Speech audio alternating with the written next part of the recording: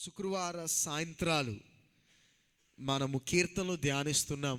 ఈరోజు 119వ కీర్తన 163వ వచనాన్ని మనము చదువుదాం. 119వ కీర్తన 161వ వచనాన్ని మనము చదువుదాం. అధికారులు నిర్నిమిత్తముగా నన్ను తరుముదురు అయినను నీ వాక్య భయము నా హృదయమందు నిలుచుచున్నది. ప్రైజ్ లార్డ్, హల్లెలూయా. ఇంకా కింద కూడా చదువుతారా? విస్తారమైన 163 చదువుతున్నారు. 163 అబద్ధము నాకు అసహ్యము, అది నాకు హేయము. నీ ధర్మశాస్త్రము నాకు ప్రీతికరము. అబద్ధము నాకు అసహ్యము, అది నాకు హేయము. నీ యొక్క ధర్మశాస్త్రము నాకు ప్రీతికరము. నీ యొక్క ధర్మశాస్త్రం, ఐ లవ్ యువర్ లా. నీ ధర్మశాస్త్రము, నీ మాటలు నాకు ప్రీతికరము. అబద్ధములు నాకు అసహ్యము. నీకు ఇష్టం లేని అన్ని సమస్త కార్యములు నాకు అసహ్యము. చిన్నపిల్లల్ని వెళ్ళి నీకు డాడీ ఇష్టమా మమ్మీ ఇష్టమా అంటే చాలా మటుకు పిల్లలు ఏమంటారంటే నాకు డాడీ మమ్మీ ఇష్టం అంటూ ఉంటారు. అలాగే చాలామంది క్రైస్తవులు కూడా నాకు వాక్యం అంటే చాలా ఇష్టమండి, యేసయ్య అంటే చాలా ఇష్టము, అదే రీతిగా అబద్ధాలు కూడా నాకు ఇష్టమే, మోసాలు కూడా నాకు ఇష్టమే, అన్యాయాలు కూడా నాకు ఇష్టమే, లేకపోతే డెసిట్ఫుల్నెస్ మోసకరమైన లేకపోతే కపటమైన జీవితము కూడా నాకు ఇష్టమే అని చెప్పకనే అనేకమైన క్రైస్తవులు చెప్తున్నారు. ఎందుకు అనగా దేవుని యొక్క అనేకమైన క్రైస్తవులు దేవుని యొక్క వాక్యాన్ని ప్రేమిస్తున్నారు, దేవుని యొక్క మాటలను ప్రేమిస్తున్నారు, దేవుని ప్రేమిస్తున్నారు. అదైతే నిజమండి. దేవుని ప్రేమిస్తున్నారు కానీ వారు ఇంకనూ ఏం చేస్తున్నారు అనగా దేవుని ప్రేమిస్తూనే ఇంకనూ లోకములో ఒకవేళ తాగడం మానేశారేమో, సిగరెట్ కాల్చడం మానేశారేమో, వ్యభిచారం చేయడం మానేశారేమో, కానీ ఇంకనూ ఏం చేస్తున్నారనగా లోకములో మోసకరమైన మార్గాల్ని ఇంకనూ ఏం చేస్తున్నారు? ప్రేమించుచున్నారు. అన్యాయకరమైన మార్గాల్ని, అన్యాయంగా సంపాదించే మార్గాల్ని ప్రేమించుచున్నారు. దౌర్జన్యాన్ని ప్రేమించుచున్నారు. కపటమైన జీవితాన్ని ప్రేమించుచున్నారు. సాడీల్ని ప్రేమించుచున్నారు. తిరుగుబాటుతనాన్ని ప్రేమించుచున్నారు. ఇవన్నీ కూడా ఎవరు కూడా మనం ఎక్కడ ఈ మధ్యకాలంలో ఏ ఊరు వెళ్ళినా ఆ ఊరిలో ఎక్కడో దగ్గర మీకు ఏం కనబడుతుందంటే మనకి ఐ లవ్ వైజాగ్, రాజమండ్రికి వెళ్తే ఐ లవ్ రాజమండ్రి, కాకినాడకి వెళ్తే ఐ లవ్ కాకినాడ అని ఏం చేస్తుందంటే ప్రతి దగ్గర ఏమవుతుంది అనగా ఈ యొక్క అక్షరాలు చక్కగా పెద్దగా చేయబడి అందరూ దానిలో నిలబడి ఫోటో తీసుకుంటూ ఉంటారు. క్రైస్తవులు అలా చెప్తున్నారని చెప్పట్లేదు. నాకు ఇదంటే ఇష్టమండి, పాపం అంటే ఇష్టమండి, లేకపోతే మోసం అంటే ఇష్టమండి, అన్యాయం అంటే ఇష్టమండి అని బహిరంగంగా ప్రకటన చేయకపోయినా ఎలా బ్రతుకుచున్నాము అంటే మనము దేవుని ప్రేమిస్తూ, ఆ ప్రేమ అయితే ఉందండి, దేవుని కొరకున్న ప్రేమ ఉంది. దాంతోపాటు మనం ఏం చేస్తున్నాం అనగా మోసకరమైన కార్యాలని కూడా మనం ప్రేమించుచున్నాం. ఎలా ప్రేమించుచున్నామంటే దాన్ని చేయడం మనం మానేలేదు. అన్యాయకరమైన కార్యాలు మనం చేయడం మానేలేదు. దౌర్జన్యమైన కార్యాలు, దౌర్జన్యమైన ఒక రీతిగా జీవించడం మానేలేదు. సాడీలు మానేలేదు. కపటమైన జీవితాన్ని విడిచిపెట్టలేదు. ఇవేది కూడా విడిచిపెట్టకుండానే మనం ఏం చేస్తున్నాం? క్రీస్తును ప్రేమించేవారుగా మనం ముందుకు వెళ్ళడానికి ఇష్టపడుతున్నాం, ప్రయత్నం చేస్తున్నాం. కీర్తనలు 97 10వ వచనాన్ని చదువుదామండి. Psalms 97 verse 10. 97:10. యెహోవాను ప్రేమించువారులారా, యెహోవాను ప్రేమించు వారులారా చెడుతనమును ఏం చేయమంటున్నాడు? చెడుతనమును అసహించుకొనుడి. అసహించుకొనుడి. తన భక్తుల చెడుతనాన్ని ఏం చేయమన్నాడు అనగా అసహించుకోమంటున్నాడు. చెడుతనం మనకు వచ్చే సమస్య ఏంటంటే, మనం చెడుతనం అనే కానీ మనకు వచ్చే ఆలోచన ఏంటి? తాగడము, సిగరెట్ కాల్చడం, వ్యభిచారం చేయడము, తప్పుడు కార్యాలు చూడడము, తప్పుడు కార్యాలు వినడము, బూతులు ఆడడము, లేకపోతే ఇలాంటి లేకపోతే ఇంకేమన్నా నరహత్య చేయడాలు, ఇలాంటి కార్యాలే మనకేమవుతుందంటే చెడుతనం అనే కానీ ఇవే గుర్తు వస్తాయి. చెడుతనం అనే కానీ మనసులోకి ఇదే వస్తుంది. కానీ చెడుతనం ఇవి మాత్రం కాదు, ఇది పెద్దగా బహిరంగ గొప్పగా కనబడేవి, కానీ ఇది మాత్రం కాదు. అన్యాయమైన ఒక జీవితం, మోసమైన జీవితం, ఇందాక నేను చెప్పిన లిస్ట్ అంతా కూడా అవి చాలా చిన్నగా కనబడతాయి. నిజంగా చెప్పాలంటే అవి చాలా రహస్యంలో ఉంటాయి.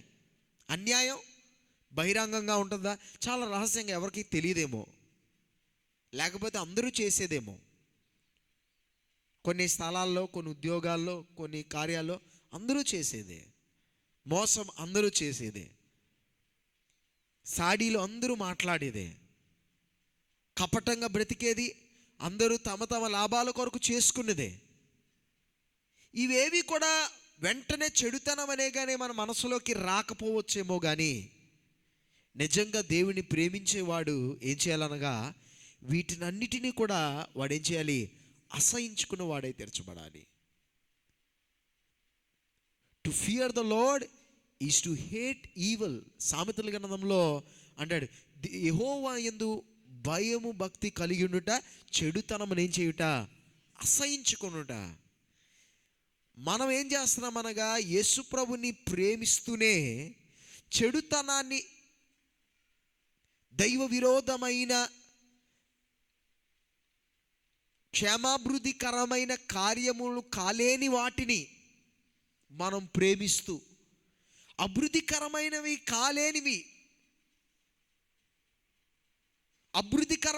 కాలేనివి ప్రేమిస్తూ మన జీవితాలు, క్రైస్తవ జీవితాలు ముందుకు కొనసాగించే ఒక ప్రయత్నాన్ని మనం చేయించున్నట్లయితే, ఈ యొక్క దినాన్న కీర్తనకారుడు ఆ 163వ వచనంలో చెప్పిన ప్రకారంగా మనం ఏం చేయాలనగా అబద్ధములు అంటే పలికే అబద్ధాలు మాత్రం కాదు, ఒక అబద్ధమైన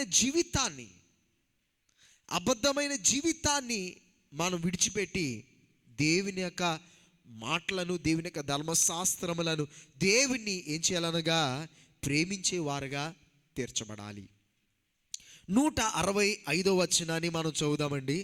165వ వచనము. నీ ధర్మశాస్త్రమును ప్రేమించు వారికి ఎంతో నెమ్మది కలదు, వారు తూలి త్రొట్రిల్లుటకు కారణమేమీ లేదు. చూడండి, ఇది చాలా చక్కని మాటలు. మీరు చాలా జాగ్రత్తగా విన్నట్లయితే, నీ ధర్మశాస్త్రాన్ని ప్రేమించేవారు, నీ మాటలు ప్రేమించేవారు, యేసుప్రభు వారు అన్నారు, నన్ను ప్రేమించేవాడు ఏం చేస్తాడు అనగా నా ఆజ్ఞలకు లోబడతాడు, నా ఆజ్ఞలను ప్రేమిస్తాడు. అంటే యేసుప్రభుని ప్రేమించేవాడు నిజంగా, యేసుప్రభు ఎడల నిజమైన ప్రేమ అనగా ఇందాక మనం చదివాం కదా, అబద్ధకరమైన జీవితము కాకుండా, మోసకరమైన జీవితాన్ని కాకుండా, బహిరంగ ఒక క్రైస్తవ ప్రకటన కాకుండా, రహస్యములో క్రీస్తును ప్రేమించేవారుగా, క్రీస్తుకు లోబడేవారుగా మనం జీవించినట్లయితే అటువంటి వారికి ఏముంటుందనగా గ్రేట్ పీస్. వారికి ఏం కలుగుతుందంట? ఎంతో నెమ్మది కలుగుతుంది. ఎంతో నెమ్మది కలుగుతుంది. వాళ్ళు ఎప్పుడు కూడా ఏం చేయరనగా nothing can make them stumble. ఎప్పుడు కూడా వారు ఏం చేయరనగా కూలిపోరు, వారు తొట్టిల్లిపోరు. ఎవరు? క్రైస్తవులందరని కాదు, క్రైస్తవ పేరు పెట్టుకున్న వారని కాదు, చర్చికి వచ్చేవారని కాదు, పాస్టర్ గారని కాదు, ఎవరైనప్పటికీ క్రీస్తుని ప్రేమించేవారు, దేవుని ప్రేమించేవారు, దేవుని నిజంగా, నేను మాట్లాడేది ఒక నిజమైన ప్రేమ. ఆ నిజమైన ప్రేమ ఎలా కనబడుతుందంటే మన ప్రార్థనలో కనబడేది కాదు, ఆరాధనలో కనబడేది కాదు. అవన్నీ ఉన్నాయి. అంటే అవి ఏమీ లేవని కాదు, అవన్నీ దాంట్లో అన్ని ఆరాధన ఉంది, ప్రార్థన మనకి స్థుతులు ఉన్నాయి, ఉపవాసం ఉంది, అన్నీ ఉన్నాయి. కానీ నిజానికి ఎక్కడ కనబడుతుంది అనగా మన జీవితంలో మనం తీసుకుంటున్న కొన్ని తీర్మానాలు,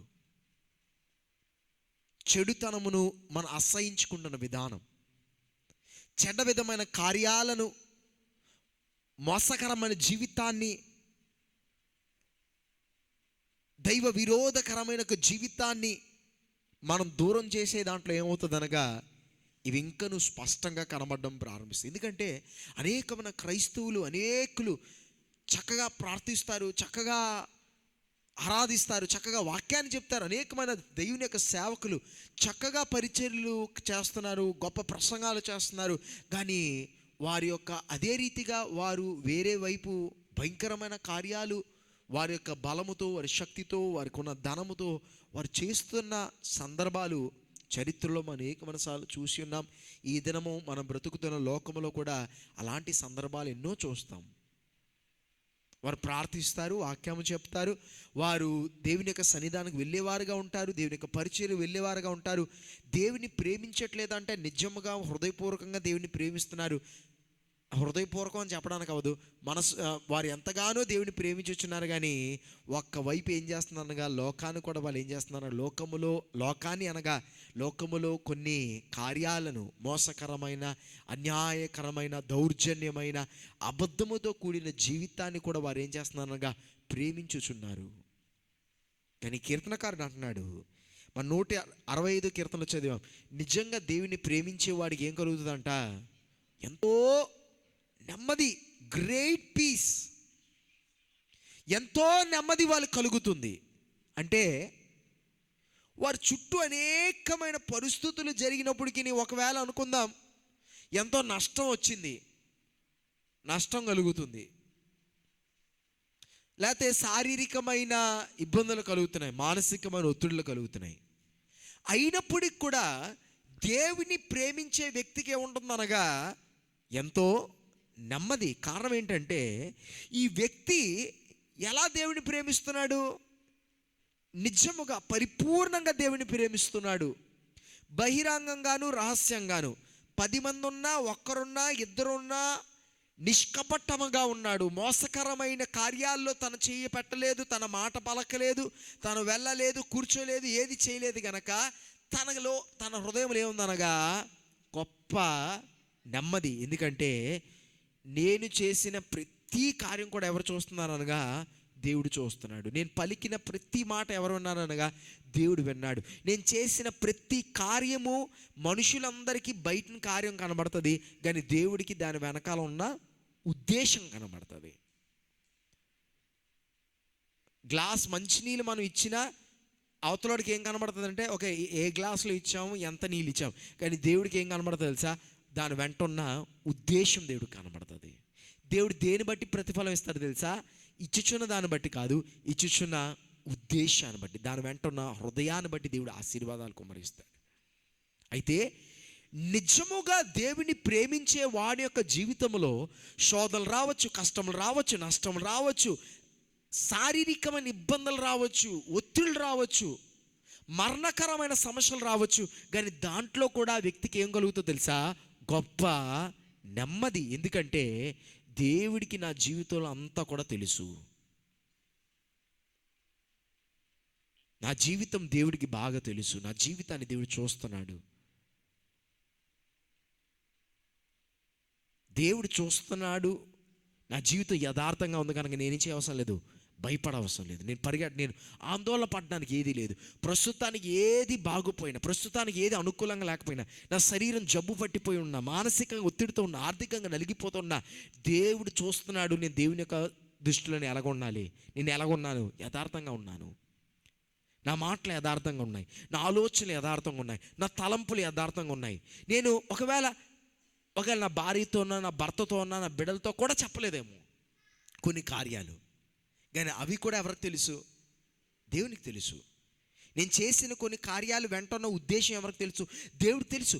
గనక ఎవరైతే నిజంగా దేవుని ప్రేమించేవారుగా ఉంటారో వారు ఎలా ఉంటారు, గొప్ప నెమ్మదితో.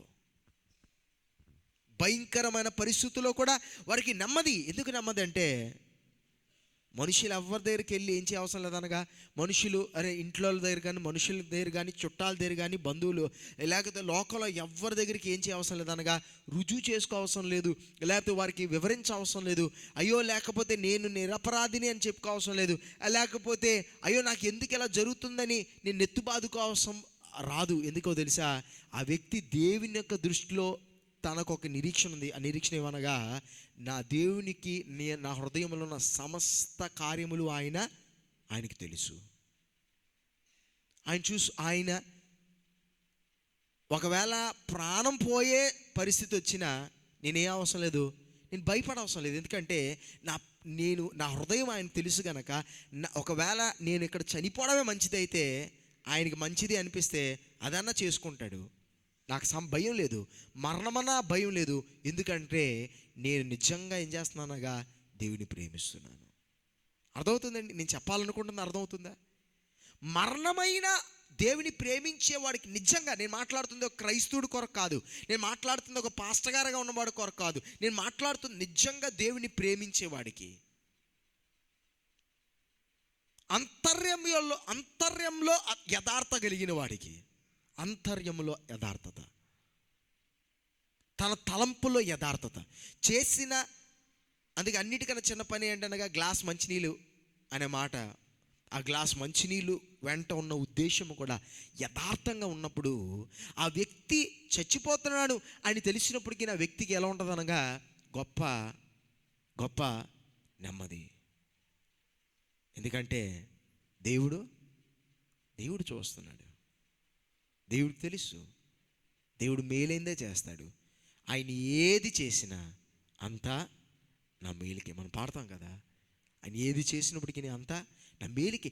ఆ ధైర్యము, ఆ యొక్క ధైర్యము ఎవరికి ఉంటుంది అనగా కేవలము నిజంగా పరిపూర్ణంగా దేవునికి ప్రేమించిన వారికే ఉంటుంది. అందరికీ కాదు, సంఘానికి వచ్చేవారు అందరికీ కాదు, సేవ చేస్తున్న పాస్టర్ గారులందరికీ కాదు, పరిచర్యలో ఉన్న వారు అందరికీ కాదు, కేవలము నిజముగా పరిపూర్ణంగా దేవుణ్ణి ప్రేమించేవారు. మన యొక్క జీవితాల్లో అటువంటి శాంతి అనుభవించే కృప కలిగిన వారుగా దేవుడు మనల్ని చేసి నడిపించును గాక. ఆమేన్. 173వ వచనాన్ని కూడా మనం చదువుదామండి. 173వ వచనం 173. నేను నీ ఉపదేశములను కోరుకొని ఉన్నాను, నీ చెయ్యి నాకు సహాయమగును గాక.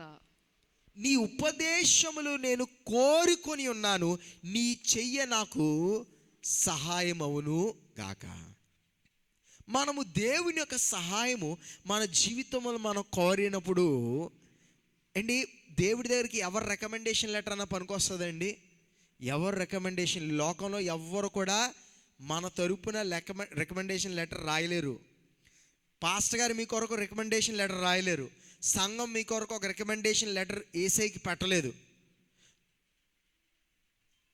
మనం దేవుని యొక్క సహాయం అడగడానికి కీర్తనకారుడు అడుగుతా, అయ్యా నీ యొక్క చేతితో నాకు సహాయం చేయమని అడిగినప్పుడు దాన్ని ముందు ఏమన్నాడు అనగా, నేను నీ ఉపదేశములను కోరి ఉన్నాను అనగా, నీ యొక్క ఉద్దేశం ప్రకారంగా నేను నడిచి, నీ ఉద్దేశాన్ని నేను కోరి వెతికి ఆ ఉద్దేశం ప్రకారంగా నేను బ్రతికాను. ఇప్పుడు ఏం కోరుతున్నాడంటే, అయ్యా నీ సహాయం నాకు కావాలి, నీ చెయ్యి చాచి నాకు సహాయం చేయి. చాలాసార్లు నేను చెప్తున్న మాట ఇంకొకసారి జ్ఞాపకం చేయాలని ఆశిస్తున్నాను. ఏంటి, క్రైస్తవులుగా దేవుని యొక్క బిడ్డలుగా మనందరం ప్రపంచంలో ఉన్న మనందరం ఆఖరికి ఎవరి దగ్గర చేతులు చాచాలండి?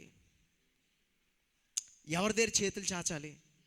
దేవుడి దగ్గర చేతులు చాచాలి, మనుషుల దగ్గర కాదు. మీరు నా దగ్గరకు వచ్చి చేతులు చాచరు, నేను మీ దగ్గరకు వచ్చేది. మనం ఈ లోకంలో ఎవరి దగ్గరకు వచ్చి చేతులు చాచయ్యా నన్ను దీవించయ్యా అని ఎవరి దగ్గరికి వెళ్ళేది ఎవరి దగ్గరికి వెళ్తాం అనగా దేవుడి దగ్గరికి. మన జీవితంలో చాలా బాధ వచ్చిందండి, చాలా కష్టం వచ్చింది. ఆ కష్టంలో ఎవరి దగ్గరికి వెళ్ళి చేతులు చాచుతాం? దేవుడి దగ్గరికి వెళ్ళి. మన జీవితంలో చాలా అవసరం వచ్చిందండి, ఎవరి దగ్గరికి వెళ్ళి చేతులు చాచుతాం? దేవుడి దగ్గరికి వెళ్ళి. మన జీవితంలో చాలా అపాయం వచ్చిందండి, ఎవరి దగ్గరికి వెళ్ళి చేతులు చాచుతాం? దేవుడి దగ్గరికి వెళ్ళండి. మరి ప్రతిదానికి దేవుడి దగ్గరికి వెళ్ళి మన చేతులు చాచాలి అంటే మన మనస్సులో మనం ఆ విషయాన్ని మనం మర్చిపోతామండి క్రైస్తవులు చాలాసార్లు. మనం ఆఖరికి దేవుడి దగ్గరికి వెళ్ళి చేతులు చాచాలని మర్చిపోయి మన చేతులు మురికి చేసుకుంటాం. మనుషుల్ని సంతోషపెట్టడానికి, మనుషుల్ని ప్రీతిపరచడానికి, లేకపోతే ఏవేవో కార్యాల్లో మనము ఏవేవో ఉద్దేశాల్లో మనం మురికి చేసుకొని అవసరం వచ్చినప్పుడు ఏం చేస్తామనగా చేతులు చాచలేని స్థితిలోకి మనం వచ్చేస్తాం. మన మనస్సులో మనకు తెలుస్తుంది, నేను చేతులు చాచలేను, ఎందుకంటే నా చేతులు నేను ఏం చేసుకున్నాను అనగా చెడు కార్యాల్లో నా చేతులను నేను చాచాను, నేను బురద తెచ్చుకున్నాను. దేవుడి ముందు కప్పబట్టగలిగిన కార్యం ప్రపంచంలో ఏదైనా ఉందా? ఏదీ లేదు. దేవుడి ముందు కనబడలేని కార్యం ఏదన్నా ఉందా? ఏది కూడా లేదు. అలాంటప్పుడు మనం దేవుని యొక్క సన్నిధానంలోకి వచ్చి కీర్తనకారుడు అడిగినట్లు, అయ్యా నీ యొక్క నీ నీ నీ చెయ్యి నాకు సహాయము అగునుగాక అని చెప్పాలి. అంటే నీ యొక్క సహాయం నాకు కావాలి, నీ సహాయం నాకు దయచేయమని దేవుని అడగాలి. అంటే ఈ దినాన్న మన దేవుని యొక్క దృష్టిలో దేవుని ముందు యథార్థమైన ఒక జీవితాన్ని జీవించి వారే తెరచబడాలి, యథార్థత కలిగిన వారే తెరచబడాలి. ఆయన ధర్మశాస్త్రాన్ని, ఆయన మాటలను ప్రేమించేవారుగా తెరచబడాలి. అప్పుడు మన జీవితంలో ఎక్కడ లేని నెమ్మది కలుగుతుంది, ఎక్కడ లేని సమాధానం కలుగుతుంది. ఈ దినాన సమాధానం కోరిన వారే తెరచబడదాం. ఈ లోకంలో దేన్ని కాదు కానీ ఆయన యొక్క మాటలను, ఆయన్ని ప్రేమించే వారే తెరచబడదాం. ఆయన్ని ప్రేమించే వారై మనం తెరచబడినప్పుడు మనకి మన జీవితంలో బాధలు, దుఃఖములు, ప్రయాసలు వచ్చినప్పుడు ఏం చేయగలుగుతాం అనగా రెండు చేతులు కూడా ధైర్యంగా చాచి అయ్యా సహాయం చేయా అని మనం మొరపెట్టగలుగుతాం. యథార్థవంతుల యొక్క ప్రార్థన దేవుడు ఆయన ఏం చేస్తాడనగా ఆయన ఆలకిస్తాడు. మనం పరిశుద్ధులమని కాదు, మన నీతిమంతులను కాదు, మనలో ఏ విధమైన లోటుపాట్లు లేవని కాదు, కానీ మనకు కుదిరినంత వరకు, మన అయినంత వరకు మనం ఏం చేస్తామనగా యథార్థమైన జీవితాలుగా జీవించినప్పుడు అది దేవునికి గొప్ప అంగీకారంగా, గొప్ప ప్రీతికరంగా తెరచబడుతుంది. అట్టి విధమైన యథార్థమైన జీవితము, ఆయన నెమ్మదిని, ఆయన సమాధానాన్ని పొందే జీవితాన్ని దేవుడు మనకు దయచేసి ఆయన యొక్క సహాయము పొందదగిన వారై తెరచబడే కృపను దేవుడు మనకు అనుగ్రహించి నడిపించును గాక. కళ్ళు మూసుకుందామండి, ప్రార్థన చేస్తాం. ఈ రాత్రి పరిశుద్ధాత్మ దేవుని యొక్క సహాయం అడుగుదాం. ఈ రాత్రి పరిశుద్ధాత్మ దేవుని సహాయం అడుగుదాం. అయ్యా నేను ఇటు రీతిగా జీవించులాగా నా హృదయాన్ని మీరు సరిచేయండి, యథార్థత నాకు దయచేయండి. నేను మరి వేటినెటునో ప్రేమించి నిన్ను కూడా ప్రేమించే కాకుండా పరిపూర్ణంగా, సంపూర్ణంగా నిన్ను ప్రేమించే వ్యక్తిగా తెరచబడ్డానికి నీ కృప దయచేయండి. ఈ రాత్రి పరిశుద్ధాత్మ దేవుని యొక్క సహాయం అడుగుతాం. ఈ రాత్రి మన జీవితాలు సరి చేసుకుందాం. ఒకవేళ ఎక్కడైనా మన జీవితాల్లో యథార్థను మనం కోల్పోతే, మన హృదయ ఆలోచనలో యథార్థతను కోల్పోతే, ఈ రాత్రి పరిశుద్ధాత్మ దేవుని అడుగుదామయ్యా సహాయం చేయ, క్షమించేయ, సరిచేయ. ఇది మొదలుకొని యథార్థంగా నేను జీవించాలని నా ఆశిస్తున్నాను. నాకు నీ శాంతి, నాకు నీ నెమ్మది, నీ సమాధానం నాకు కావాలి. ఈ రాత్రి ప్రార్థిస్తే మన ప్రార్థన ఆలకించేవాడు మన దేవుడే ఉన్నాడు. ఈ రాత్రి మా ముందు పెట్టిన నీ అమూల్యమైన మాటలు బట్టి నీకు స్తోత్రాలు. ప్రతి మాట మా హృదయాల్లో ఫలింపజేయండి. ఈ రాత్రి నిన్ను ప్రేమించి నీ సన్నిధానంలో అడుగు పెట్టిన ప్రతి వ్యక్తిని దీవించండి. వారు చేసిన ప్రార్థనలు అంగీకరించండి, వారు చేసిన ఆరాధన మీరు అంగీకరించండి. ఈ దినం ఎవరైతే ఉపవాసం ఉన్నారో తండ్రి, వారిని ప్రత్యేకంగా బలపరచండి. వారి యొక్క వ్యక్తిగత జీవితాల్లో నీ ప్రత్యేకమైన కార్యాలు వారు రుచి చూడడానికి నీ కృప దయచేయండి. ఇది నమ్ము చేసిన ప్రార్థనలు అంగీకరించండి. ప్రార్థనలకు మీరు దయతో జవాబు దయచేయండి. ఇక్కడి నుంచి తిరిగి వెళ్తుండగా ఎక్కడ లేని నెమ్మది, సమాధానం దయచేయండి. నీ పరలోక దర్శనాలతో ఈ రాత్రి మాతో మాట్లాడండి. నీ చిత్తమైనట్లయితే ఇంకో దినం చూడడానికి, లేనట్లయితే నీ రాజ్యములో చేర్చబడే కృప దయచేయమని, మా జీవితాల బట్టి కేవలం మీరే మహిమను పొందమని ప్రభు యేసుక్రీస్తు నామమున అడుగుచున్నాము మా పరమ తండ్రి. యేసు రక్తమే, శిలువ రక్తమే, అంధకార శక్తుల నాశనం ప్రభు యేసు రక్తమే. Hallelujah, hallelujah. Praise the lord.